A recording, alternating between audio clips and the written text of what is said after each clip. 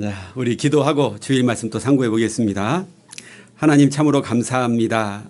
우리에게 하나님의 은혜와 사랑을 알게 하시고 오늘도 한자리에 모여서 주님의 말씀을 상고할 수 있도록, 그래서 그 말씀을 통해 교훈받고 또 마음의 결단과 삶의 변화가 일어날 수 있도록 저희에게 귀한 시간 허락해 주신 것 감사합니다. 이 시간 주님께서 은혜 베풀어 주셔서 그 말씀이 우리 마음 밭에 잘 떨어져서 30배, 60배, 100배의 결실을 맺기를 소망합니다. 여러 가지 형편과 또 사정으로 함께하지 못하는 분들, 육신의 고통이나 질병 또 마음의 어려움으로 함께하지 못하는 믿음의 식구들, 주님께서 동일한 은혜로 함께하여 주실 줄을 믿습니다. 오늘 말씀의 시종을 오직 주 성령께만 의지합니다. 우리를 사랑하시는 예수 그리스도의 이름으로 감사하며 기도드렸습니다. 아멘.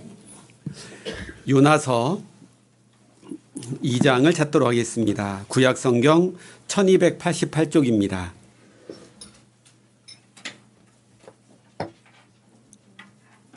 구약성경 1288쪽 요나서 2장 1절부터 4절까지 말씀입니다. 제가 읽도록 하고요. 4절은 같이 읽도록 하겠습니다. 요나가 물고기 뱃속에서 그 하나님 여호와께 기도하여 가로되 내가 받는 고난을 인하여 여호와께 불러 아뢰었사옵더니 주께서 내게 대답하셨고 내가 수월의 뱃속에서 부르짖었사옵더니 주께서 나의 음성을 들으셨나이다. 주께서 나를 깊음 속 바다 가운데 던지셨으므로 큰 물이 나를 둘렀고 주의 파도와 큰 물결이 다 내 위에 넘쳤나이다. 내가 말하기를 내가 주의 목전에서 쫓겨났을지라도 다시 주의 성전을 바라보겠다 하였나이다. 자, 요나서는 큰 틀이 하나님의 마음을 요나 선지자가 깨달아가는 과정입니다. 마찬가지로 이 요나는 우리의 모습이기도 합니다. 그래서 요나라는 인물을 생각할 때마다 나를 생각하시면 됩니다. 자, 우리 이제 모든 운동 경기가 전반전, 후반전이 이렇게 있는 것처럼 우리는 구원받을 때 인생의 후반전이 시작된 겁니다. 자, 그럼 모든 경기는 언젠가 끝나는 시간이 있잖아요. 그렇다면 내가 구원받고 후반전이 시작됐어요. 내 인생의 운동 경기는 언제 끝이 날까요? 언제요? 예, 주님께서 이제 그만 뛰라고 하실 때까지. 그러니까 내가 내 마음대로 나 이제 안 뛸래요 하고 내 마음대로 그 경기장을 내려와서는 된다 안 된다? 안 된다라는 거죠. 좀 월드컵을 얘기해서 그렇긴 하지만 우리나라 월드컵 홍명보 감독이 배부르실 것 같아요. 욕을 엄청 많이 듣고 계시잖아요. 사람이라는 감독은 불완전합니다. 그러다 보니까 본인이 어떤 생각을 했다 하더라도 그것이 잘 구현되지는 않겠죠. 그런데 하나님이라고 하는 감독은 가장 완전한 분이시죠. 그래서 우리 인생이라고 하는 이 운동 경기도 하나님께서 필요하실 때 내려오라고 하실 것이고 더 뛰라고도 하실 거예요. 그래서 우리가 구원받고 나서 시작된 이 후반전, 그러니까 구원받기 전 내가 어떻게 살았는가 거기에 너무 매일 필요 없이 구원받은 이후의 삶을 잘 사시면 좋겠어요. 또 구원받은 이후에도 내가 열심히 살다가 열심히 못 살다가 다시 어떤 계기에 의해서 열심히 사는 계기가 생길 수도 있잖아요. 그분에게는 다시 또 열심히 살 수 있는 그 계기가 구원 못지않게 중요한 거죠. 그리고 그 전에 잘 못 산 것을 너무 이제 붙잡고 살지 않으셔도 됩니다. 개인적으로 이제 구원받고 나서 전도인 부름 받을 때 한번 저는 그런 계기가 있었던 거죠. 그래서 어떻게 하면 나 같은 사람을 하나님이 이렇게 말씀 전하는 사람으로 들어서 쓰실까? 정말 마지막 때가 다 됐나 보다. 추수할 것은 너무 많은데 일꾼이 부족해서 하나님이 나 같은 사람도 들어서 쓰시나 보다. 그리고 시간이 지나서 목사 한 수 받을 때 그때 또 한 번 마음 속으로 또 한 번 거듭난 것 같은, 이제 우리가 전도사와 목사는 형제 자매님들이 생각하는 느낌이 다르잖아요. 왠지 전도사님은 말씀을 잘 몰라도 괜찮을 것 같아요. 실수해도 괜찮을 것 같아요. 근데 목사는요, 실수하면 안 될 것 같고 말씀은 다 알아야 될 것 같고, 이제 그런 뭔가 큰 차이가 없는데 사실은. 그런데 이제 그런 생각이 들잖아요. 그러니까 목사 안수 받을 때 또 한번 신앙생활 하는 동안에 거듭나는 것 같은 이제 그런 하나님이 다시 한번 더 열심을 내라고 이제 또 다시 한번 후반전을 준다라는 느낌을 받게 됩니다. 자, 요나. 우리는 요나를 생각할 때마다 내 모습이다라는 생각을 하는 게 좀 필요합니다. 자, 요나는 화면 한번 잠깐 볼까요? 그 요나에게서 나의 모습을 찾을 수 있습니다. 열왕기하 14장 25절에 보면 요나는 이스라엘 하나님이 여호와께서 그 종 가드에벨 아미떼의 아들 선지자 요나로 하신 말씀과 같이 여로보암인데요. 여로보암이 이스라엘 지경을 회복하되 하맛 어기에서부터 아라바 바다까지 하였으니, 요나를 통해서 하나님 말씀을 주신 거예요. 너는 여로보암 왕에게 가서 국경을 튼튼하게 하게 해라. 그래서 외적이 침입할 때 나라를 지킬 수 있게. 이제 요나는 가서 그 말씀을 전했고 그 말씀대로 여로보암 왕이 했더니 정말 외세의 침입을 막을 수 있었던 거죠. 그러니까 이스라엘 백성들에게 요나는 나라를 지킨 구국의 영웅. 우리 옛날 시대로 한다라면 국경을 지켰던 강감찬 장군, 을지문덕 장군, 이런 분들의 역할을 요나가 한 겁니다.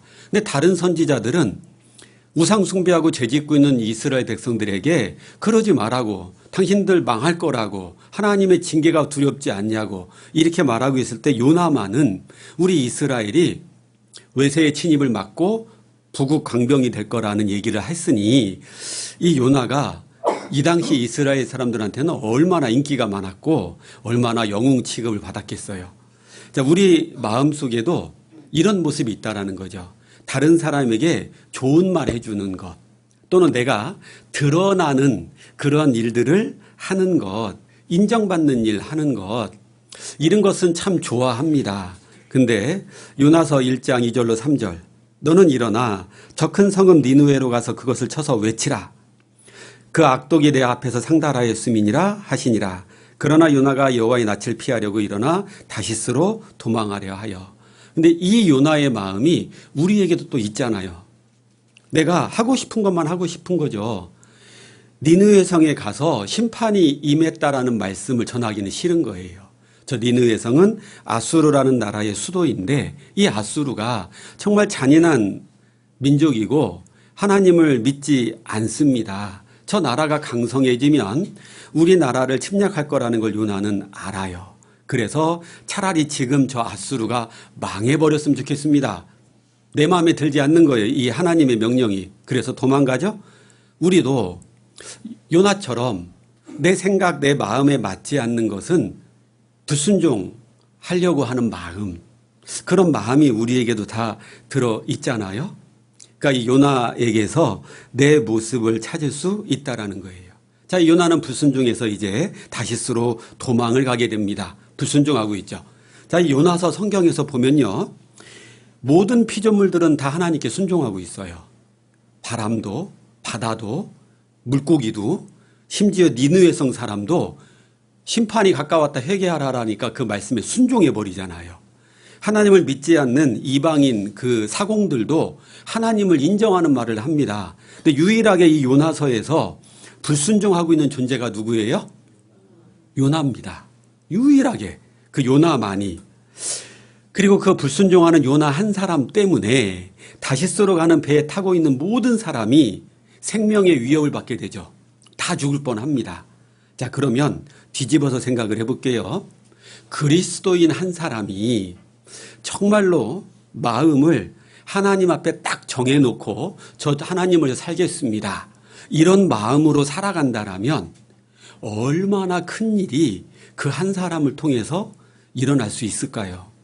우리 성경에 보다 보면 예수님의 12제자 중에 안드레가 나옵니다. 예수님의 동생이에요. 그러니까 예수님을 믿기가 참 어려운 사람입니다. 아니, 자기 집안의 형인데 이 형이 메시아라예요. 그리스도랍니다. 이 형을 믿으면 천국을 갈 수 있다네요. 성경에 예언되어 있는 그 메시아라고 하네요. 사실은 이 안드레는 예수님 믿기가 정말 어려운 사람이었어요.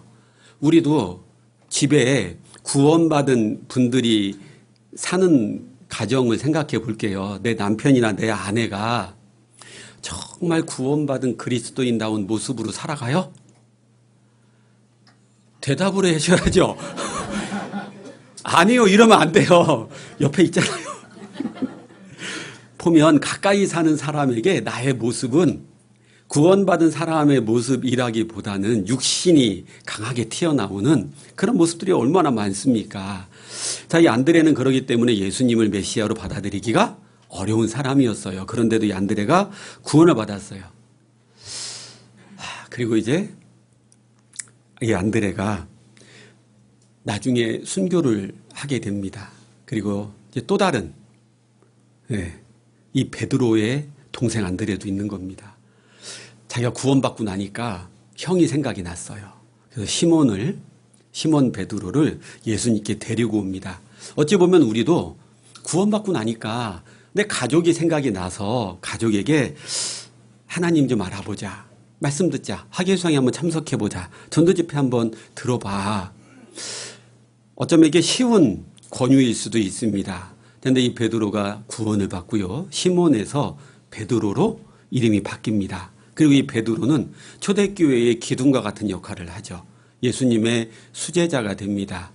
이 베드로는 사도 바울과 함께 그 초대교회에서 두 기둥의 역할을 해요. 바울은 주로 이방인들에게 복음을 전하는 일을 하게 됩니다. 베드로는 유대인들을 대상으로 주로 복음을 전하게 해요. 누가 더 쉬웠을까요? 유대인에게 복음 전하는 베드로, 이방인에게 복음 전하는 사도 바울. 누가 더 쉬웠을까요? 질문에 함정이 있어요. 사실 둘 다 어렵죠. 하나님을 전혀 모르는 우상 숭배하는 이방인에게 하나님을 알게 하는 것도 어렵습니다.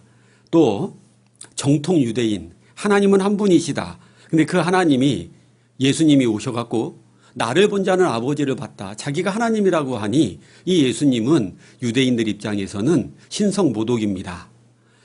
그 유대인들에게 예수님이 곧 메시아다. 이걸 전해준다라는 게 쉬운 일은 아닙니다. 그 두 사람은 초대교회 때 그런 기둥과 같은 역할을 했고 그 베드로로 바울로 인해서 우리까지 복음을 받잖아요. 안드레는 자기가 데리고 온 형이 그런 엄청난 사람이 될 거라고 생각을 안 했을 수도 있어요.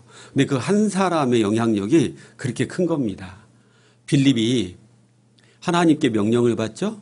너 지금 에티오피아 내시가 예루살렘에 왔다가 그 거짓 종교가들의 모습을 보고 실망해서 돌아가고 있다. 근데 그 내시의 마음 속에 하나님을 찾는 마음, 구원받고자 하는 마음이 있다. 가서 전해라.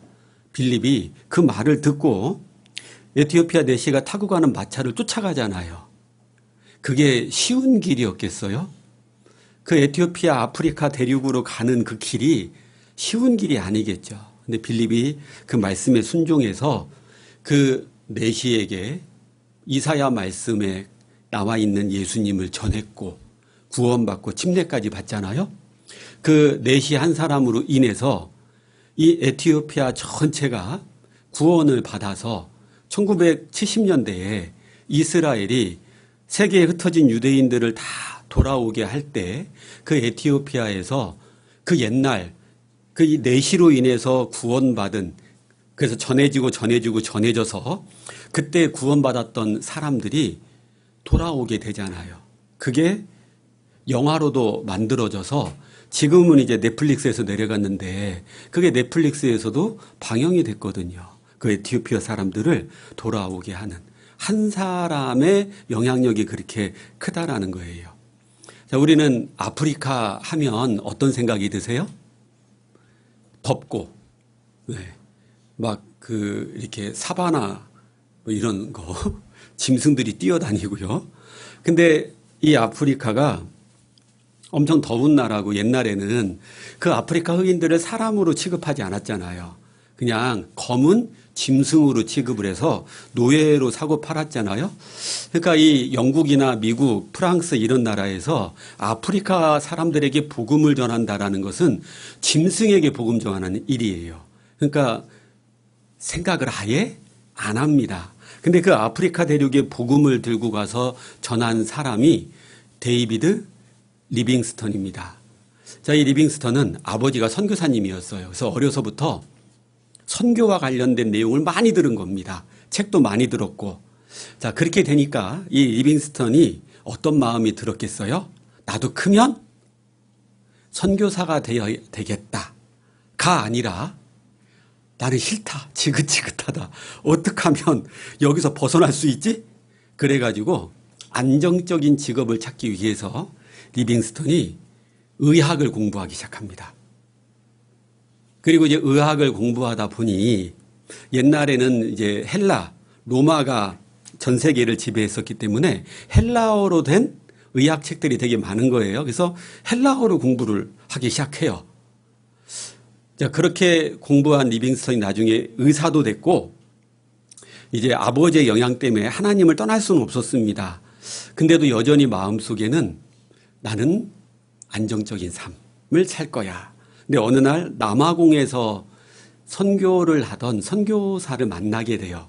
그리고 그분이 하는 말이 아프리카는 너무 못 살고 풍토병이 많고 그래서 의학 지식을 가지고 있는 선교사가 들어와서 복음을 전한다라면 정말 많은 사람에게 복음을 전할 수 있을 것 같습니다.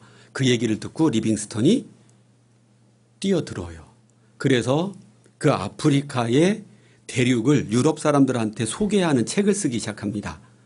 그래서 이제 칼라하리 사막을 최초로 횡단한 사람이 리빙스턴. 그리고 아프리카의 빅토리아 폭포라고 엄청 유명한 폭포가 있는데 이걸 찾아낸 사람도 리빙스턴. 그리고 나중에 리빙스턴은 이제 원시 부족에게 복음을 전하다가 풍토병에 걸려서 결국은 8년 동안 시름시름 앓다가 죽습니다. 근데 그 아프리카 리빙스턴이 그때 뿌렸던 복음의 씨앗이 지금도요, 아프리카에 가보면 가끔 구원받은 사람들이 있거든요. 우리 이제 교회랑 연결된 분들 말고도요. 그런 거 보면 한 대륙을, 나라가 아니에요. 한 대륙을 리빙스턴 한 사람이 복음화를 시켰던 거예요. 한 사람의 영향력이 그렇게 크다라는 거예요. 자, 이 한 사람 보여드리려고 합니다. 자, TV에 한 할아버지가 초청이 이 프로그램이 된 거예요. 잠깐 한번 보죠. 자, 나와라.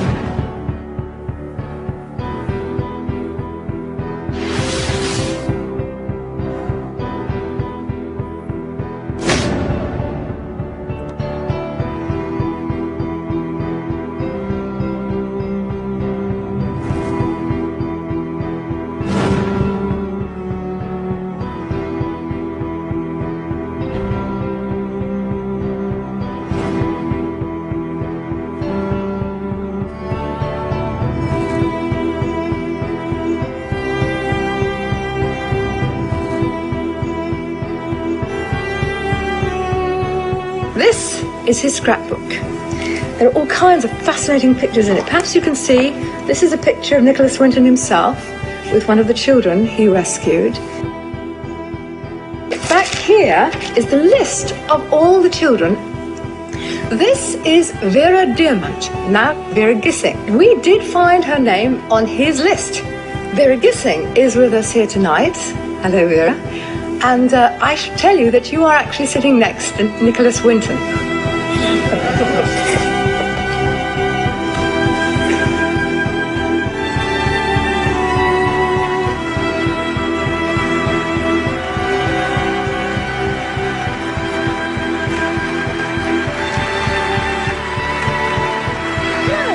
there anyone in our audience tonight who owes their life to Nicholas Winton? If so, could you stand up, please?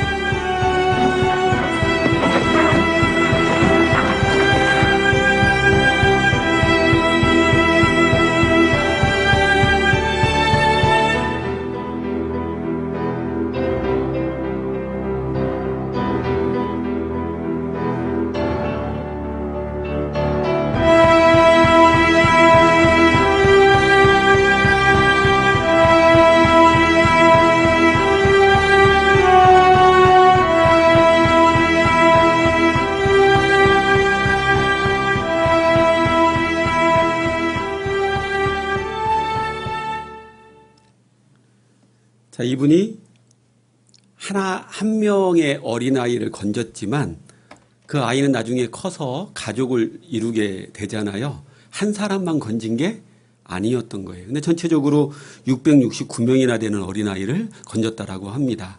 우리가 복음을 전해서 다른 사람을 구원받게 하는 일, 단순히 그 한 사람만 구원받는 게 아니잖아요. 또 그 사람을 통해서 또 다른 누군가가 구원을 받게 됩니다. 이 윌튼경이 나중에 그 방청객, 일어나 있는 방청객들을 이렇게 바라보면서 어떤 마음이 들었을까요? 이제 기쁨도 있었겠죠. 야, 그때 그 어린아이들이 이렇게 컸구나. 또 한편으로는요, 나는 그때 한 명 한 명 건지기 바빴는데 모아놓고 보니까 이렇게 많잖아요. 또는요, 야, 그때 2차 세계대전이 터져서 행방불명된 그 200여 명의 어린아이들에 대한 미안함도 있을 것 같습니다. 어쩌면 저 모습이 천국에서의 우리 모습이 아닐까 싶어요. 나 한 사람의 영향을 받은 사람들을 천국에 가게 되면 지금은 희미하나 그때는 얼굴과 얼굴을 맞대어 보는 것 같을 것이다. 하나님처럼 모든 것을 다 알게 될 거잖아요. 내가 끼친 영향을 받은 사람들. 그래서 이 한 사람의 영향력은 정말 큰 거잖아요. 예수님 한 분이 순종하심으로 인해서 세상 모든 사람에게 다 천국 가는 길이 열렸습니다. 멀리 갈 필요도 없이 우리 교회도 맨 처음 시작한 한 사람 또는 그 한 가정이 있을 거잖아요. 그 한 사람으로 인해서 지금의 이런 모습이 됐잖아요. 또 지금의 우리 50여 명의 형제 자매님들이 10년 뒤, 20년 뒤에 우리 교회가 훨씬 더 커졌을 때 그때 그 많은 사람들이 신앙생활 하게 되는데 큰 영향을 끼치는 거잖아요. 요나, 그 불순종한 한 사람으로 인해서 배에 탄 사람이 다 죽을 뻔했습니다. 반대로 그리스도인 한 사람이 정말로 하나님 저요 이제 구원해 주신 은혜에 감사함으로 살아가겠습니다. 그렇게 결단하는 한 사람으로 인해서 엄청난 일이 일어날 수 있다는 거예요. 그러니까 우리는요, 침륜에 빠진다거나 뒤로 물러서거나 그럴 사람이 아니라는 거예요. 여기 책카피 해두시고 히브리서 10장 찾아보도록 하겠습니다.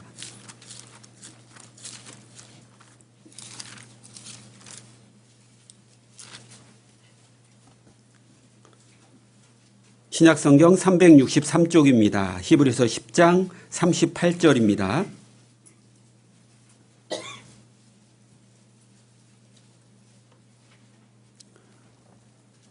오직 나의 의인은 믿음으로 말미암아 살리라. 또한 뒤로 물러가면 내 마음이 저를 기뻐하지 아니하리라 하셨느니라. 39절 같이 읽겠습니다. 우리는 뒤로 물러가 침륜에 빠질 자가 아니요 오직 영혼을 구원함에 이르는 믿음을 가진 자니라. 뒤로 물러가면 내 마음이 저를 기뻐하지 아니하리라. 우리는 뒤로 물러설 사람이 아니라는 거예요. 침륜에 빠질 사람이 아니라는 겁니다. 하나님은 나 한 사람을 통해서 하시고자 하는 일이 내가 생각했던 것보다 훨씬 더 크고 많다라는 겁니다. 하나님은 불순종에서 도망가고 있는 이 요나 한 사람에게 하나님의 계획이 있습니다. 그래서 그 요나에게 그 도망가는 요나를 다시 돌이키게 하시려고 준비해 두셨던 많은 은혜들이 있습니다. 첫 번째, 태풍. 바다 한복판에서 큰 바람이 불게 합니다. 그 다음에 배가 부서질 만한 파도를 치게 합니다. 그리고 큰 물고기도 준비해 놓으셨죠? 또 아직 안 배웠지만 사장에 가면 박넝쿨도 준비하셨고 애벌레도 준비하십니다. 그 모든 목적이 이 요나 한 사람을 돌이키게 하시려고요. 그럼 문득 우린 그런 생각이 들어요. 하나님, 이게 무슨 은혜입니까?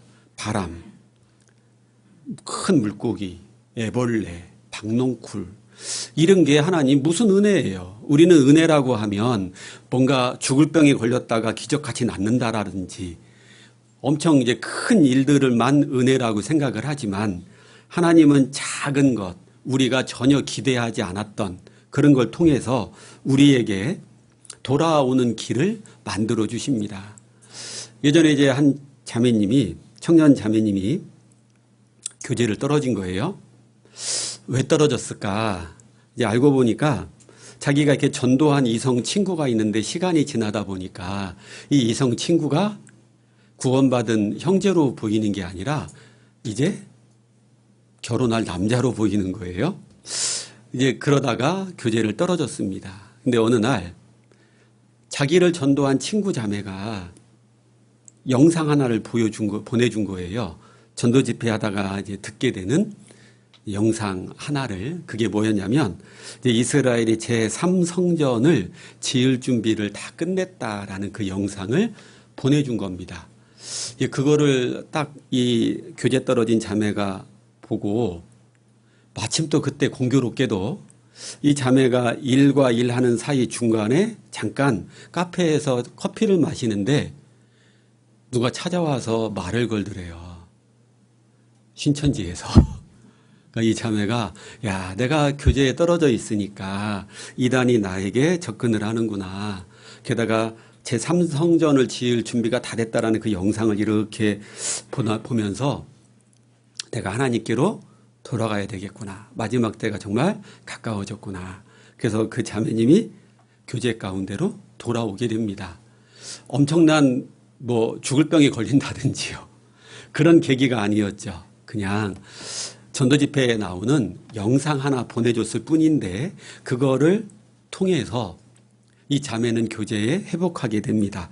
하나님은 내가 은혜라고 생각되지 않는 것들을 가지고도 나를 돌아오게 만드신다는 거예요. 자, 요나에게는 별것 아닌 것 같은 대풍, 물고기, 박넝쿨, 애벌레, 그리고 이 요나는 한마디로 요약하면은 엄청난 고난이 이 요나에게 닥쳐왔습니다. 고난이 은혜다? 이렇게 생각한다라는 게 쉽지는 않지 않습니까? 근데 요나에게는 그 고난이 은혜였어요. 왜냐하면 저는 이런 생각을 해봐요. 요나가 하나님의 말씀을 딱 들었어요. 니느웨 성에 가서 그것을 쳐서 외치라. 중간에 이런 구절이 하나 있었으면 얼마나 좋았을까요? 요나가 마음에 실어서 하나님께 기도하여 가로되 하나님 저 정말 가기 싫습니다. 하나님 어떻게 해야 되죠? 근데 요나는 기도하지 않습니다. 그리고 바로 행동에 옮기죠? 다시스로 도망을 갑니다. 요나는 이 고난이 찾아오기 전까지 기도하지 않았어요. 그러니까 고난은 요나로 하여금 무릎 꿇게 했다라는 거예요. 그러니까 우리도 대부분 언제 구원받았죠?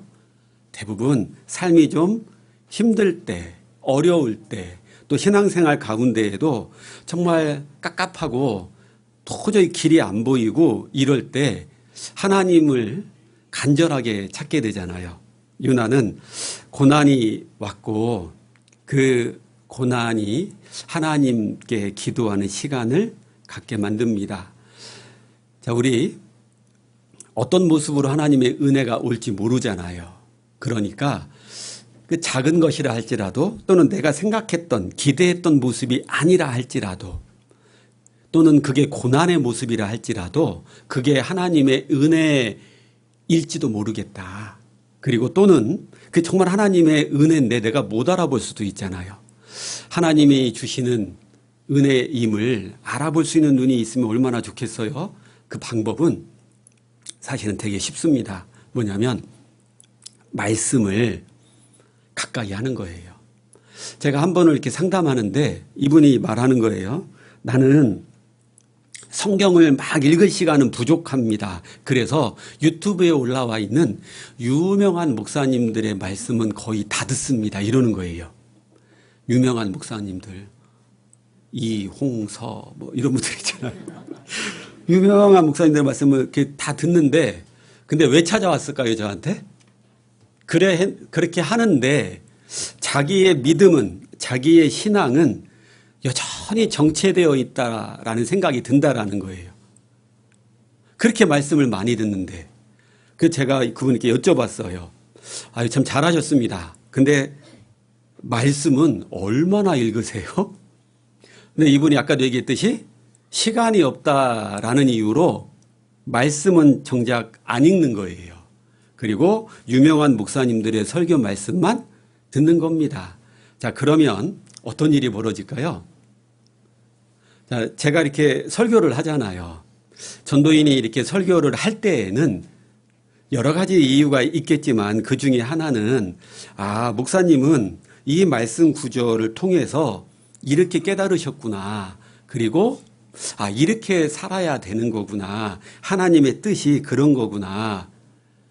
듣는 형제자매님들이 설교만 듣고 끝나는 게 아니라 이 말씀을 더 본인도 읽고 묵상을 하고, 이거는 제가 깨달은 하나님의 말씀이지 형제자매님들이 깨달은 하나님의 말씀이 아닌 거잖아요. 저는 가이드라인을 열어드린 것밖에 안 되는 거거든요. 그리고 혹여 잘못된 길로 가지 않도록 범위를 정해드리는 것 뿐입니다. 내가 말씀을 읽지 않잖아요. 그러면 아무리 많은 분들, 그것도 막 유명한 목사님들의 말씀을 듣는다 하더라도 그게 내 신앙이 되지는 않습니다. 그 말씀을 듣고 말씀을 읽고 묵상하고 그러는 가운데에 하나님의 뜻을 분별하게 됩니다. 그래서 요새 되게 바쁘고 힘들지 않으세요? 이거 막 적다 보니까 너무 힘들어요. 손가락도 아프고 내 손가락이 막 관절염이 걸릴 것 같고 시간도 엄청 오래 걸리고. 미리 말씀드리는데 하다가 난 도저히 이렇게는 못하겠다, 안 하셔도 돼요. 하실 분들은 계속 하셔도 되고요. 그래서 다음번부터 나눠드릴 묵상 노트는 이제 희망하는 사람만 가져가시는 거예요. 아무튼요, 그거를 제가 하자 하는 이유가 뭐겠습니까? 쓰다 보면 그냥 눈으로 보고 지나가는 거하고 또 다릅니다. 그리고 나도 묵상을 또 하게 되거든요. 그리고 목사님은 이 말씀 구조를 이렇게 묵상을 했구나. 묵상의 방법, 묵상의 맛을 깨닫게 됩니다. 그래야지만 이 말씀이 내 말씀이 될 수 있어요. 자, 요나에게 고난을 주셨던 것처럼요, 하나님은 우리에게도 고난을 주신다라는 거예요. 그러나 고난을 좋아하는 사람은 없습니다. 왜냐하면 왜 이 고난이 싫을까? 왜 이 고난이 두려울까? 그 끝을 내가 모르기 때문에 그렇습니다. 근데 잘 생각해 보세요. 이 요나를 통해서 하나님이 알려주시고자 하는 게 있어요. 다시 요나서로 돌아올게요. 요나서 2장입니다. 요나서 2장 3절입니다. 주께서 나를 깊음 속 바다 가운데 던지셨으므로 큰 물이 나를 둘렀고 주의 파도와 큰 물결이 다 내 위에 넘쳤나이다. 요나가 하나님께 기도하는 대목 중에 하나입니다. 하나님이 나를 깊은 바다 가운데 던지셨습니다. 하나님이 지금 하셨다라고 말하고 있죠. 그러니까 내가 지금 겪고 있는 이 물고기 뱃속에서 나의 이 상태는 하나님이 지금 통제하고 있는 상황이다.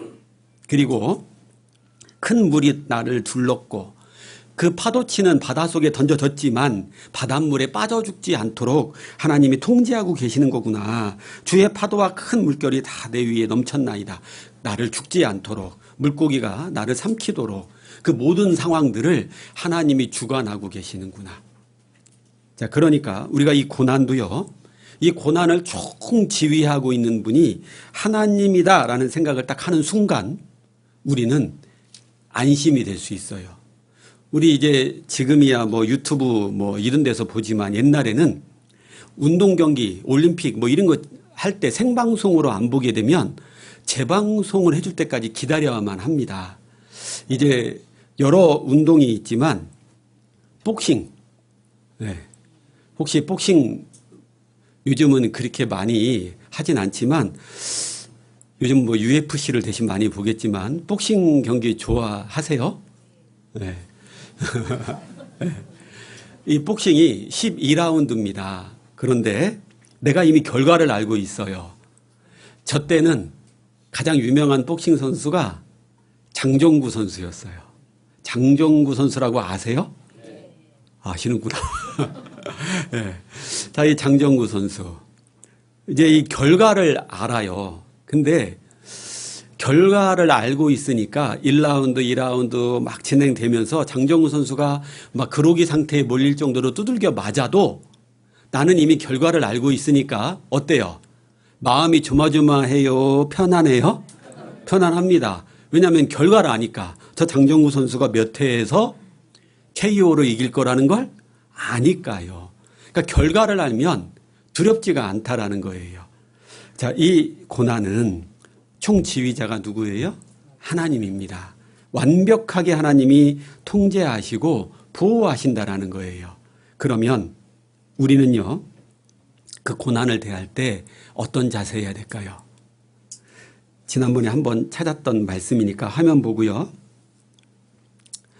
자, 이 고난을 주신 하나님, 하나님의 완벽한 보호와 통제 안에서 모든 일이 진행되는 거예요. 물고기를 미리 준비해 놓으시고 요나를 던지게 하시고 견딜 만큼의 파도와 물고기 뱃속에서의 시간을 주십니다. 그러니까 고린도전서 10장 13절 말씀처럼 사람이 감당할 시험 밖에는 너희에게 당한 것이 없나니. 나의 이 고난, 나의 이 시험은 감당할 만큼만 하나님이 주신다. 근데 도저히 감당 못할 것 같아요. 또한 피할 길을 내사. 하나님은 내가 감당하지 못할 때쯤이 되면 피할 길을 내주신다는 거예요. 그러니까 결과적으로 뭐예요? 나에게 주어지는 시험, 고난은 다 내가 감당할 수 있는 것들이라는 거예요. 근데 자기 생각에 난 이거 못할 것 같은데? 어떤 분은 그래요. 어떤 분이 아니라 어떤 초등학생이 저한테 했던 말이에요. 목사님, 저는 목사님처럼 되고 싶어요. 목사님이 저의 롤모델이에요. 이렇게 초등학교 아이가 찾아왔던 적이 있었어요. 이제 교회로 옮길 때마다 그런 애가 하나씩은 나와더라고요. 그때 얘가 이제 나이가 들어서 중학생이 되고 고등학생이 됩니다. 오랜만에 이제 만날 때가 있어요. 제가 이제 학예수양의 중고등부 강사를 하면 이제 만날 때가 있거든요. 너 지금도 나처럼 되고 싶어? 그러면 대답을 안 해요. 이놈의 새끼 빨리 대답 안 해. 네. 자, 이게 이제 점점 현실을 알아가고 있는 거죠. 자, 우리는요, 감당할 시험만 하나님이 허락하신다라는 거예요. 그러니까 내가 신앙생활 할 때요, 이건 너무 힘든 것 같아. 너무 내가 감당하기 어려운 것 같아. 자, 그렇게 이제 목사님처럼 되고 싶어요 했던 애 중에 걔가 뭐라고 얘기했냐면, 목사님 저도 순교할래요? 이랬거든요. 제가 속으로, 야, 순교의 영광을 아무나 받는 줄 알아. 요즘 시대는 순교의 기회가 흔치가 않습니다. 근데 과거에는요, 순교의 기회가 참 많이 있었죠. 서울의 양화진에 가면 양화진 선교사님들의 무덤이 있습니다. 거기 가보면 루비 캔드릭이라고 하는 젊은 여인의 묘비가 있어요. 나에게 1000개의 생명이 있으면 그 1000개를 다 조선을 위해 쓰겠다. 이렇게 말한 여인입니다. 20대 초반의 젊은 아가씨가 조선에 왔어요. 미국에서, 그 살기 좋은 미국에서 조선으로 왔어요. 이거는 우리가 뭐 그럴 기회가 있겠지만, 나는 있을지 모르겠지만 나는 자연인이다 보면 산속에 전기도 안 들어오고 화장실도 먹을 것도 없는 그런 곳에 온 거 못지 않은 거잖아요. 와서 그 조선 땅에 복음을 전하기 위해서 젊은 나이에 3년인가 4년 정도 하다가 죽습니다. 그 가족들에게 썼던 편지인 거예요. 부모님에게 썼던 편지인 거예요. 나에게 1000개의 목숨이 있으면 1000개를 다 조선 위에 쓰겠습니다. 그렇게 말을 합니다. 우리는 순교하는 영광, 그런 기회를 받기 어려운 시대를 살고 있어요. 중요한 건요, 하나님이 나에게 그런 것을 막 요구하거나 이럴 가능성은 적다 많다? 적다라는 거예요. 근데 우리는 내가 지금 겪고 있는 이런 시험, 내가 겪고 있는 이런 고난, 이게 너무너무 힘듭니다. 왜 이런 걸 나한테 주세요? 보면 이런 고난 없이 잘 살아가고 있는 사람들이, 형제자매들이 눈에 보이거든요. 저 집은 참 좋겠어. 남편이 또는 아내가 구원받았으니, 또는 자식이 구원받았으니 얼마나 걱정거리가 없겠어. 우리 왜 속담 중에 그런 말이 있죠. 천석군은 천석군의 걱정이 있고 만석군은 만석군만의 걱정이 있다라는 거예요. 여러분들이 저를 보실 때 목사님은 얼마나 좋을까?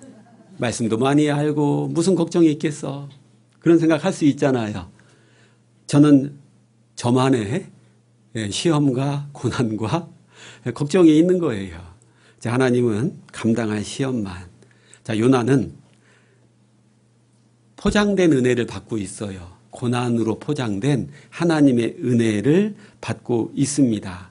우리도 그런 상황이 올 수 있잖아요. 이 요나가 내려가서 지금 물고기 뱃속까지 내려갔습니다. 자, 물고기에게 꿀꺽 삼켜지기 직전의 상황이 자기를 사공들이 들어서 바다에다가 던져버린 거였습니다. 우리가 그런 파도 치는 바다에 던져지면 어떤 기분일까요? 이게 정신이 들까요? 근데 정신 차려보니까 물고기 뱃속이에요. 자, 그 물고기 뱃속에 들어가 있다라고 생각을 해보죠. 야, 내가 언제 죽을지 이제 알 수 없습니다. 나는 이제 곧 죽을 것 같아요. 그 공간이 얼마나 불편하고요. 그 죽음이 시시각각 다가오는 그런 상황에 놓여져 있잖아요. 자, 우리도 살다 보면 그런 상황이 옵니다. 물고기 뱃속 같은 상황. 내가 그냥 좀 소화가 안 돼서 병원에 가서 검사를 했는데 췌장암 말기래요. 췌장암의 특징이 자각 증상이 오면 그게 말기라고 하잖아요. 내가 그런 상황에 놓였다라고 해보세요. 의사는 말아요. 준비하시라고, 길어야 3개월이라고. 난 아직 이렇게 멀쩡한 것 같은데 많은 생각이 들겠죠. 자, 이제 한 달쯤 지나면 먹어도 소화가 잘 안 됩니다. 통증이, 창자가 찢어지는 통증이 오기 시작해요. 또 한 달이 지나가면 깨어있는 시간보다 잠자는 시간이 더 깁니다. 제가 왜 이렇게 잘하냐면 교회에 있다 보면 말기암에 걸린 분들 상담하러 갈 때가 많거든요. 그 가족들의, 구원받은 분들의 가족, 친척, 이런 분들 상담해달라고 해서 그렇게 갈 때가 있습니다. 여러분, 우리가 만약에 그런 상황에 놓였습니다. 어떤 기분일 것 같으세요? 아무런 희망이 없어요. 내 힘으로는 해결할 방법이 전혀 안 보입니다. 그 사람도 요나의 뱃속에 지금 들어가 있는 거나 마찬가지예요. 경제적으로 너무 어렵습니다. 파산 신청을 해도 될지 안 될지 모르겠어요. 이게 너무 갚을 수 없는 부채예요. 차라리 가족에게 피해를 끼치느니 내가 그냥 죽으면 되지 않을까? 이 경제적으로 너무 힘들어 보면요, 그런 생각도 할 수 있거든요. 우리는 요나가 들어간 물고기 뱃속의 환경을 모양만 바꾸지, 우리도 얼마든지 그런 상황에, 그 답답한 상황에 들어갈 수 있다라는 거예요. 아무도 나를 도와주질 않아요. 너무 현실이 갑갑해요. 그런 상황이 얼마든지 우리는 맞닥뜨릴 수 있어요. 또 신앙적으로도 그래요. 우리는 구원받았으니까 우리 안에 성령이 들어와 계시잖아요. 그러니까 성령은 우리로 하여금 너 예수 그리스도를 닮은 삶을 살아가. 그렇게 나에게 계속 얘기합니다. 그런데 내 현실은 안 바뀌어요. 예수님을 닮아 살아가야 한다는 건 아는데 내 현실은, 내 성격은 바뀌질 않네요. 그런 모습, 자기 자신을 생각하면 너무너무 답답한 거예요. 그럼 마귀가 이제 그때부터는 틈을 타기 시작해요. 네가 정말 구원받은 게 맞을까? 야, 너 이렇게 사는 게 맞아? 너 교회 식구들한테 이런 모습 보이고 살아가는 게 부끄럽지도 않아? 너보다 뒤에 구원받은 사람이 너 어떻게 생각하겠어? 넌 아무런 본이 안 돼. 그냥 구원 받은 게 맞으면 교회 나가지 마. 너의 이런 모습은 아무에게도 도움이 안 돼. 이렇게 신앙적으로도 몰아갈 수 있다는 얘기예요. 자, 요나는 지금 이제 자기 힘으로 아무것도 할 수 없는 물고기 뱃속에서 눈을 떴습니다. 살아날 방법이 없어요. 내가 할 수 있는 게 아무것도 없습니다. 그때 요나가 선택한 걸 볼게요. 2장 1절입니다. 요나가 물고기 뱃속에서 그 하나님 여호와께 기도하여 가로되, 자, 요나는 그때 하나님 앞에 기도하기를 시작합니다. 예수님도 육신의 생명이 다해갈 때 그때 하나님께 기도하잖아요. 나의 영혼을 아버지께 맡기겠나이다. 예수님도 이제 육신적으로 더 이상 아무것도 할 수 없을 때 하나님께 기도합니다. 자, 우리도 이제 만일 그런 상황에 들어가게 되면 두 가지만 생각하시면 될 것 같아요. 화면 보시죠. 첫 번째, 생각하라입니다. 생각하라. 자, 뭘 생각해야 되냐? 첫 번째는 나 자신을 생각하는 거예요. 그리고 또 하나는 하나님을 생각하는 겁니다. 좀 폰트가 깨져서 그러긴 한데, 우리는 바닥에 떨어져 봤을 때 진짜 자기 자신을 볼 수 있게 돼요. 평상시에 나는요, 다른 사람에게 존경받을 수도 있고요, 꾸며진, 포장된 그런 나거든요. 근데 밑바닥에 떨어져 봅니다. 그러면 진짜 자기 자신을 보게 돼요. 자연스럽게 하나님 앞에 나는 어떤 존재지? 자, 그래서 자기 자신을 생각하라. 좀 간단하게 이렇게 정리해 볼 수 있죠. 나는 누구? 여긴 어디? 나는 누구일까? 밑바닥에 떨어져 보면요, 진짜 자기의 진짜 모습을 보게 된다고 그랬죠? 야, 나는 도대체 하나님 앞에 어떤 존재지? 요나가 그 물고기 뱃속에서 생각을 해본 거예요. 나는 하나님께 어떤 존재일까 생각해 보니까 하나님이 도망치고 있는 자기 자신을 대풍과 폭풍우와 물고기와 이렇게 큰 물고기까지 준비해서 자기를 살리고자 하는 존재였구나. 나는 하나님 앞에 존귀한 존재구나. 또 나는 지금까지 어떻게 살았지? 나는 그런 하나님을 버리고 도망치고 있는 사람이었구나. 자, 그래서 요나가 4절 같이 고백을 하는 거예요. 내가 말하기를 내가 주의 목전에서 쫓겨났을지라도 다시 주의 성전을 바라보겠다 하였나이다. 주의 목전에서 쫓겨났다. 여러분, 하나님 앞에 쫓겨난 사람, 그 사람은 구원 안 받은 사람이잖아요. 지금 요나가 느끼고 있는 심정인 거예요. 육신의 생명이 다해 갈 수밖에 없는 상황입니다. 근데 그거보다도 더 큰 문제가 뭐냐면 자기 영혼의 상태가 마치 하나님께 쫓겨난 사람인 것처럼, 야, 내가 이렇게 영적으로 하나님 앞에 부끄러운 사람이었구나. 그걸 깨닫게 된 겁니다. 나는 누구? 여긴 어디? 우린 수시로 물고기 뱃속 같은 상황에 들어갔을 때 그 생각을 해봐야 된다는 거예요. 그리고 이제 하나님을 생각해야 돼요. 하나님은 요나를 포기하지 않은 거죠. 요나가 그걸 깨달은 거예요. 내 영혼의 상태가 하나님이 쫓아내버릴 정도로 만신창이고 정말 부끄러운 상태인데 하나님은 그런 나를 포기하지 않으셨구나. 그걸 어떻게 할 수 있는 거죠? 하나님이 나를 포기했다라면 이렇게까지 자신을 추격해 오실 필요가 없으니까요. 그런데 하나님이 나를 죽이기로 작정했다라면 이렇게까지 할 필요 없었는데 준비해 두신 것들이 다 있었잖아요. 아, 그 하나님이 나를 포기하지 않았구나.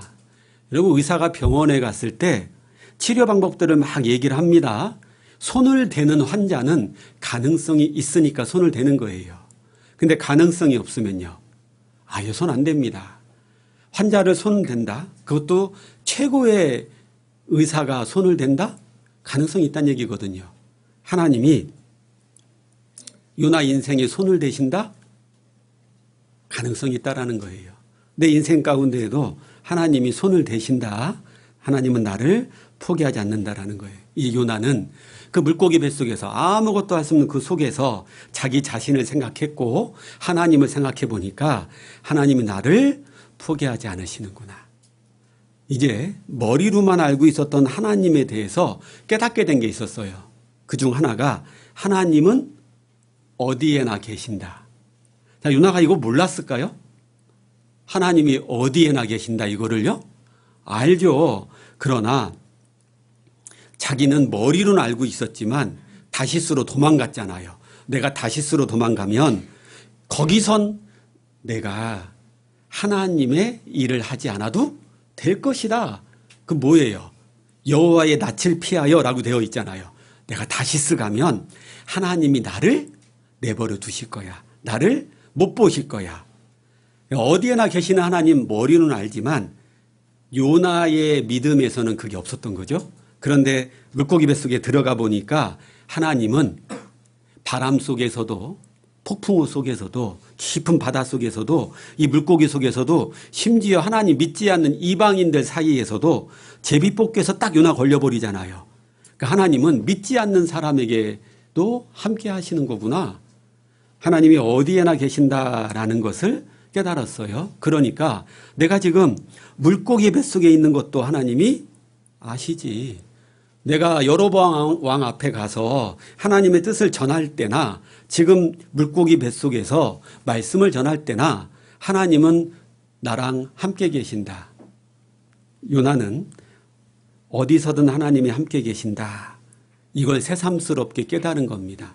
우리도 신앙생활 할 때 어디든 하나님이 계신다. 이거 하나만 확실하게 붙잡아도요. 신앙생활 할 때요.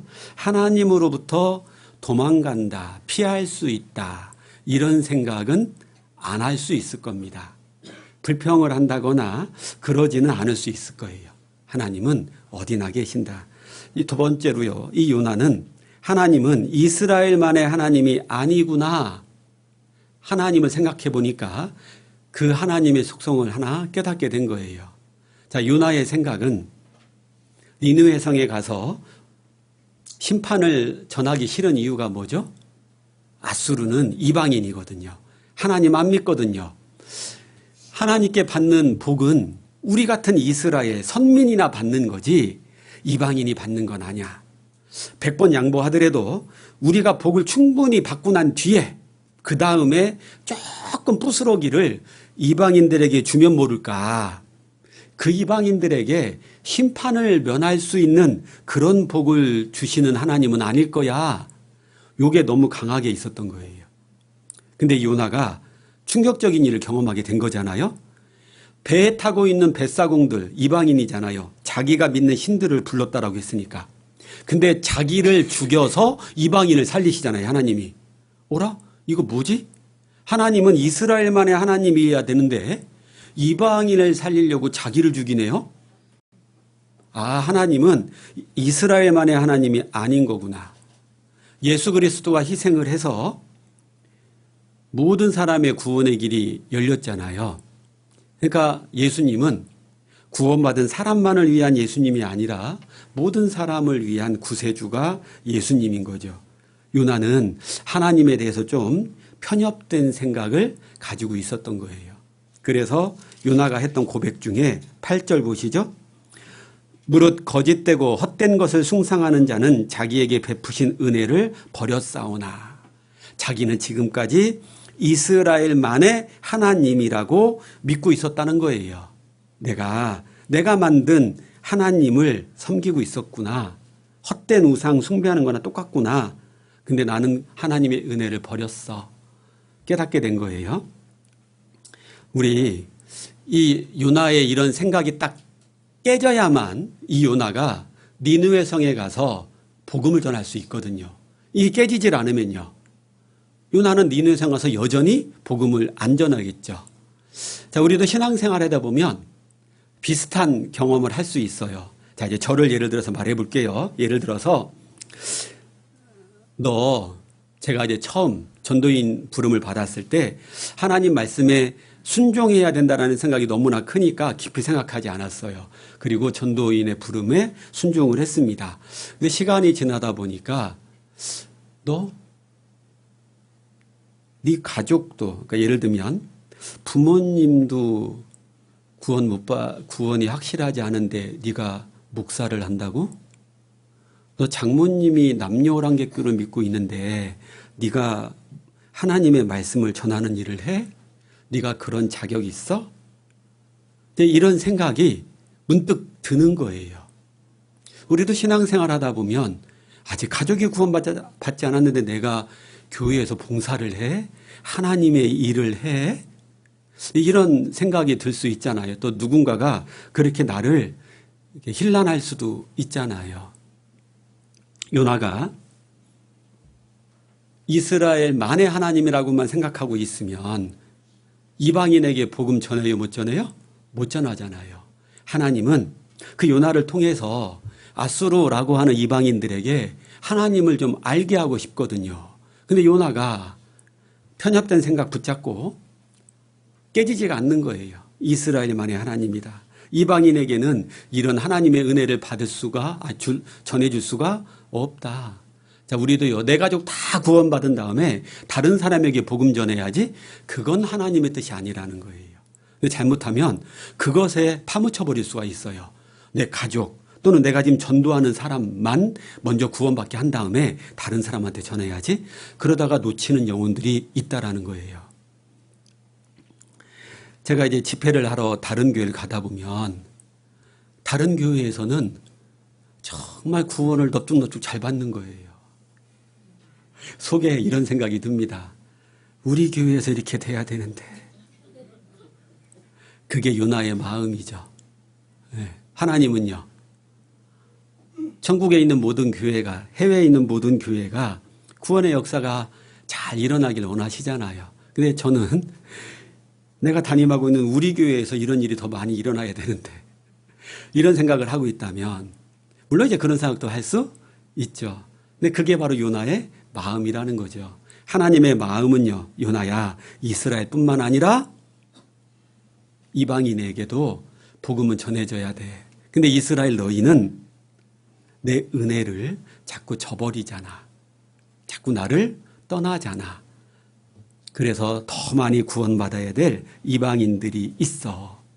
자, 우리도 신앙생활 할 때 그런 마음속에 침륜에 빠진다든지, 이제 네가 하나님 일 하는 게 맞아? 넌 이렇게 못 살잖아. 그런 생각들이 들어오더라도요, 내가 지금 해야 되는 건 하나님의 일이라는 것 생각하시면 좋겠어요. 첫 번째는 생각하라예요. 두 번째는 기도하라입니다. 기도하라. 자, 외우기 쉽죠? 생각하라. 그 다음에 뭐라고요?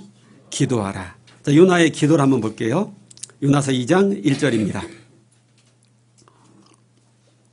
요나가 물고기 뱃속에서 그 하나님 여호와께 기도하여 가로되 내가 받는 고난을 인하여 여호와께 불러 아뢰었 쌉더니. 자, 요나는 여호와 하나님을 부르면서 기도를 했습니다. 뭐죠?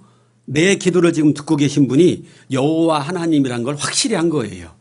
나의 모든 상황을 아시는 분, 나의 이 형편과 상황을 만드신 분, 그 상황에서 나를 건져주실 수 있는 분. 우리도 기도할 때요, 하나님 아버지 이렇게 하나님 부르잖아요.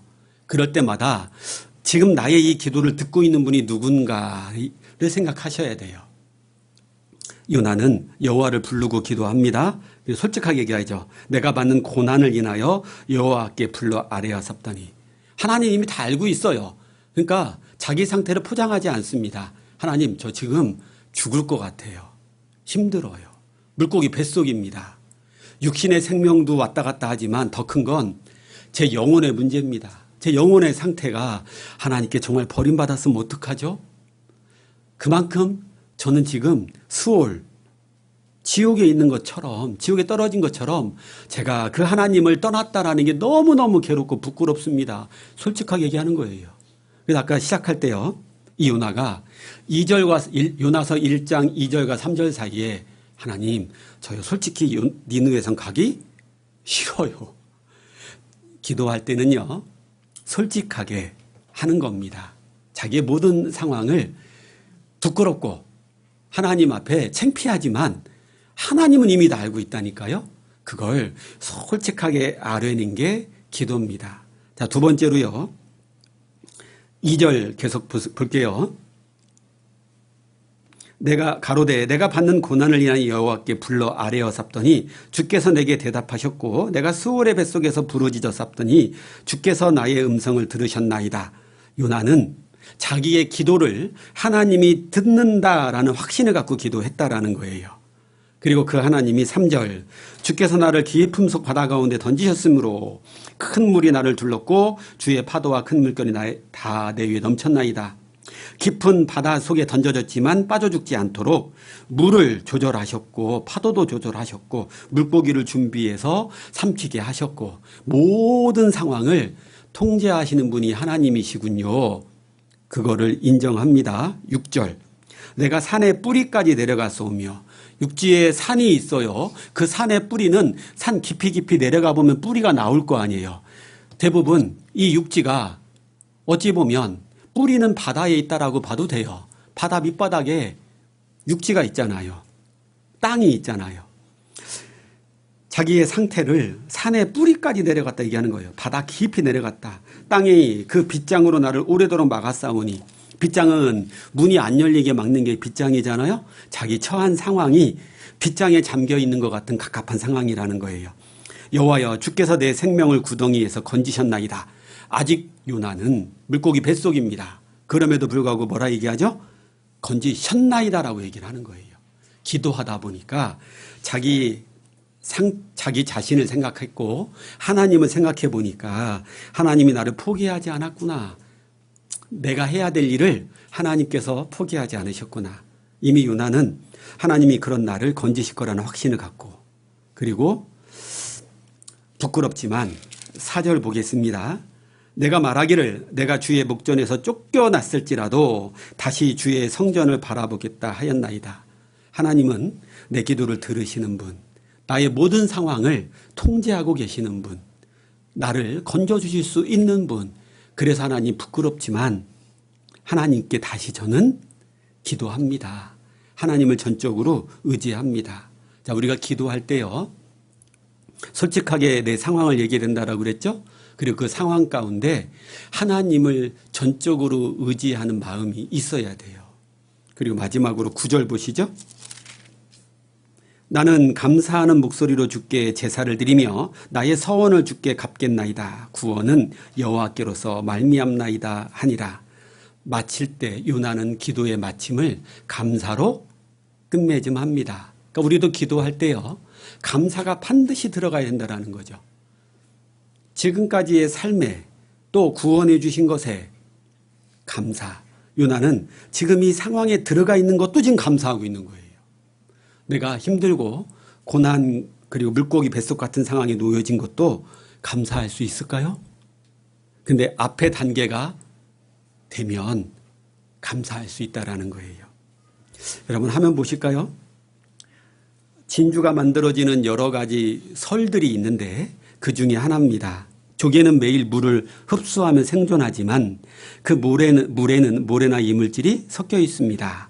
조개는 이를 배출하며 몸을 보호하지만 때로는 배출되지 못한 이물질이 몸속에 남아 피부에 박히고 이로 인해 지속적인 통증을 겪습니다. 조개는 손이나 도구를 사용할 수 없기에 그 이물질을 제거할 수 없습니다. 대신 고통을 견디면서 점액질을 분비해서 나크레라고 하는 점액질을 분비해서 이물질을 감싸는 방법을 선택합니다. 근데 이 과정은 단시간에 끝나는 일이 아닙니다. 조개는 끊임없이 점액질을 덧입힙니다. 그래서 넘어가면 옆에 조개는 그 고통을 외면하지 않고 이를 끌어안아서 마침내 가장 빛나는 진주로 바꿉니다. 그러니까 우리의 고통 이런 것은 가장 찬란한 진주가 될 거라는 거예요.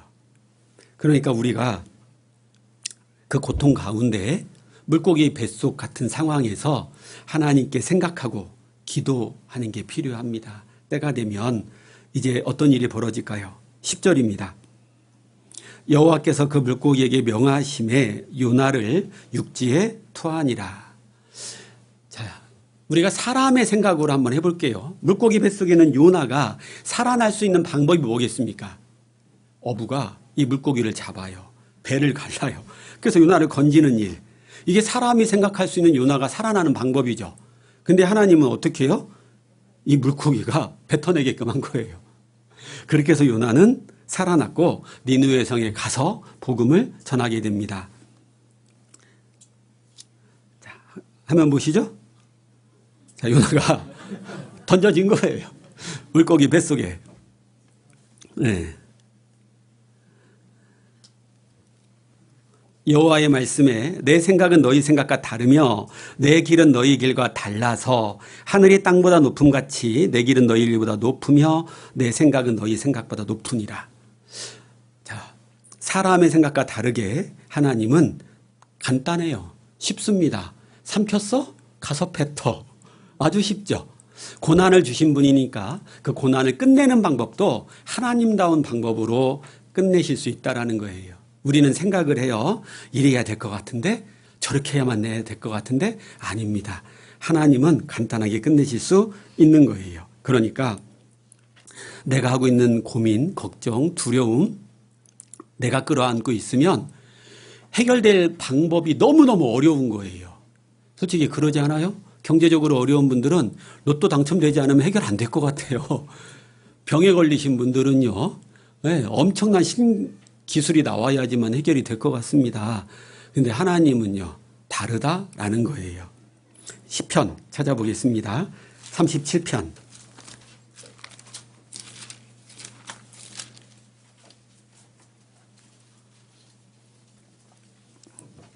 시편 37편 5절입니다. 너의 길을 여호와께 맡기라. 저를 의지하면 저가 이루시고 내 의를 빛같이 나타내시며 내 공의를 정오의 빛같이 하시리로다. 너의 길을 여호와께 맡기라. 저를 의지하면 저가 이루시고 내 생각으로는 그런 근심 걱정 두려운 일들을 이렇게 해야지만 해결이 될 것 같은데 하나님 맡기잖아요. 다른 말로 하나님을 의지하잖아요. 그러면 하나님께서 이루시겠다라는 겁니다. 너무나 하나님다운 방법으로요. 자, 이 육지의 토해지는 요나를 보면서 또 이 한 가지를 생각할 수 있습니다. 하나님은 나를 하나님이 원하시는 곳에 데려가신다라는 거예요. 내가 원하는 곳이 아니라, 그러니까 다시스가 아니라 물고기 뱃속으로, 그리고 니느웨 성으로요. 왜냐하면 그곳에서 요나만이 해야 할 사명이 있거든요. 마찬가지로 우리가 원주 서부교에서 신앙생활하고 있습니다. 그건 하나님께서 원주 서부에서만 해야 할 일이 나에게 있다라는 뜻이에요. 혹 교회를 옮기게 되는 상황이 되면 자연스럽게 옮겨지게 돼요. 직장으로 옮깁니다. 자연스럽게 옮겨지게 되는 거예요. 화면 한번 보시죠. 사도 바울에 대한 하나님의 계획이에요. 담대하라. 내가 예루살렘에서 나의 일을 증언한 것 같이 로마에서도 증언하여야 하리라. 사도 바울에 대한 하나님이 데려가실 곳이 어디예요? 로마입니다. 로마에서 증언해야 되는데 문제는 바울을 죽이지 않고서는 먹지도 마시지도 않겠다라고 맹세한 40명이 바울 죽이려고 바울 가는 곳마다 따라다녀요. 하나님의 뜻은 로마에 가서 복음 전하는 거죠. 그래서 하나님은 바울을 죄수의 신분으로 만들어서 군인들의 보호 아래 로마에 가게끔 만들어 주신 거예요. 그러면 죄수라고 하는 신분은 싫잖아요. 사람의 눈으로 볼 때요. 그러나 그것이 바울의 목숨을 지키는 가장 그 당시에 최고의 방법이었다라는 거예요. 우리에게 와서 바울의 띠를 가져다가 이 아가보라는 사람이 바울의 운명을 말해주는 거예요. 자기 수족을 잡아매고 말하기를 성령이 말씀하시되 예루살렘에서 유대인들이 이같이 이 띠 임자를, 이게 바울의 띠였잖아요, 결박하여 이방인의 손에 넘겨주리라 하거늘. 사도 바울의 운명, 하나님께서 사도 바울을 데려가시고 그곳에서의 마지막이 이렇게 된다라고 말씀하십니다. 그리고 사도 바울도 자신의 마지막 성경 디모데후서에 관제와 같이 내가 벌써 부음이 되고 나의 떠날 기약이 가까웠도다. 자기의 죽을 기약이 다 됐다라는 걸 알게 된 거죠. 내가 선한 싸움을 싸우고 나의 달려갈 길을 마치고 믿음을 지켰으니 자기의 죽음을 감옥에서 깨닫게 됩니다. 그리고 바울은 목베임으로 죽임을 당하게 됩니다. 성경에 보면 제가 바울만 말씀드렸습니다. 바울, 네가 가야 할 곳이 있다. 그리고 어떠한 죽임을 당할지 그것도 하나님은 알려주십니다. 그리고 바울은 하나님이 이끄시는 대로 가게 돼요. 그리고 그곳에서 자기의 사명을 다 감당하고 하는 고백이었잖아요. 내가 선한 싸움을 싸우고 나의 달려갈 길을 마치고 하나님 저요 제가 해야 할 선한 싸움 다 마쳤습니다. 내가 달려가야 할 길 다 마쳤습니다. 그리고 자기의 목을 내놓습니다. 사도 바울이라고 하는 영화가 있습니다. 제가 예전에 그 영화를 한번 본 적이 있는데 기회가 되면 꼭 보셨으면 좋겠어요. 우리가 읽고 있는 이 신약 성경들의 절반이 사도 바울이 기록한 거죠. 우린 그냥 읽고 있습니다. 근데 그 영화를 보면 바울이 이 성경을 기록하기 위해서 얼마나 어려운 상황에서 이 성경을 기록했을까. 그리고 그 성경이 감옥에서 기록이 되다 보니까 감옥에서 뭐를 가지고 오고 가지고 나간다라는 건 어려운 일이잖아요. 그러니까 우리에게까지 이 성경이 전해지기까지는 정말 엄청난 수고와 희생이 있었구나. 자, 그 사도 바울의 마지막 모습을 보겠습니다. To Timothy, my dear son, grace, mercy, and peace from God the Father and Christ Jesus our Lord.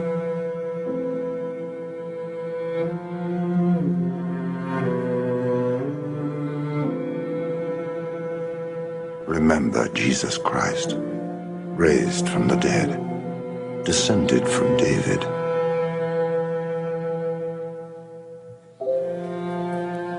Do not be ashamed of the testimony about our Lord or of me, his prisoner. Rather, join with me in suffering for the gospel by the power of God. He has saved us and called us to a holy life, not because of anything we have done, but because of his own purpose and grace.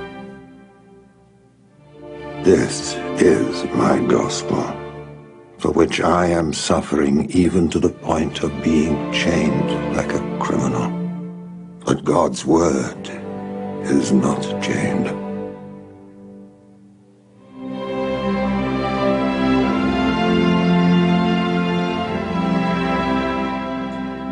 For I am already being poured out like a drink offering. The time of my departure has come.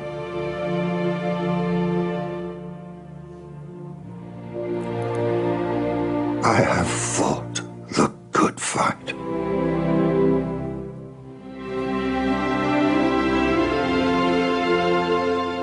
I have finished the race.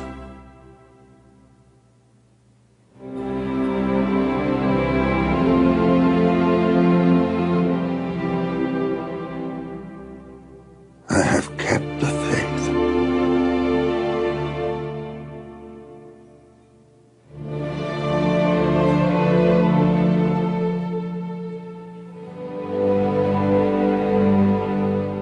The Lord be with your spirit.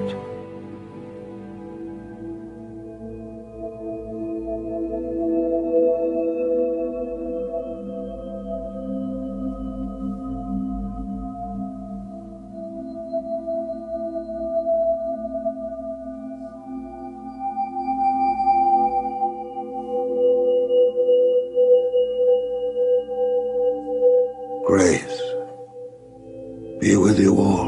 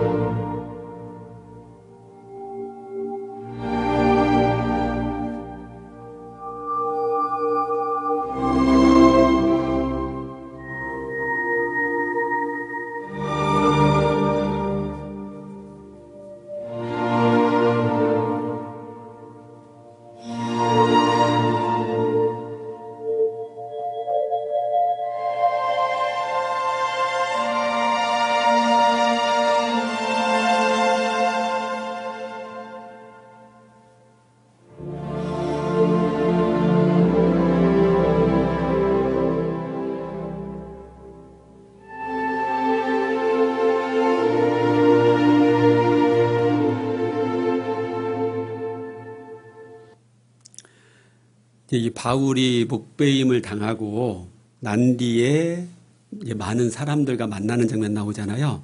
그 사람들이 누구냐면 바울이 구원받기 전 사울이었을 때 바울이 가다 잡아 죽인 사람들이에요. 그러니까 이 바울이 얼마나 그게 마음에 남았을까요?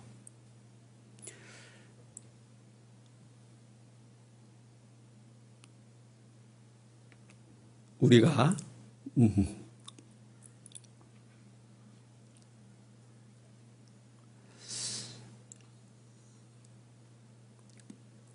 가야 할 곳이 있습니다. 기도하겠습니다.